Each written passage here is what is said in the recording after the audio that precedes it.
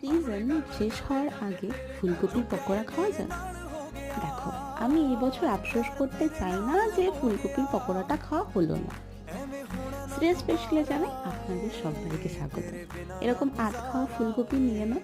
দেখো, এইটুকু ফুলকপি নিচ্ছি বলে নাক সিটকিও না। আমি একা থাকি, আমার একার জন্য এইটুকুই অনেকটা। এমনিতে রান্না বান্না করার কোনো ইচ্ছা নেই, ভিডিও বানাবো বলেই রান্নাটা করা। যাই হোক, ফুলকপিটা নিয়ে নাও, গরম জলে বয়েল করে নাও লবণ দিয়ে।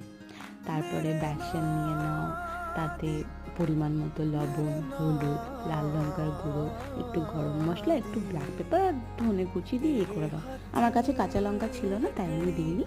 ব্যাটারটাকে বেশ ভালো করে গুলিয়ে নিয়ে রিফাইন তেল দিয়ে ফুলকপি যেটা বয়েল করে রেখেছিলে সেটা বেসনে ভালো করে ডিপ টপ করে তেলে দিয়ে দিও, গোল্ডেন ব্রাউন করে নাও। আর রেডি আমাদের ফুলকপির পকোড়া। তোমাদের যদি ভিডিওটা ভালো লাগে একটা লাইক করো।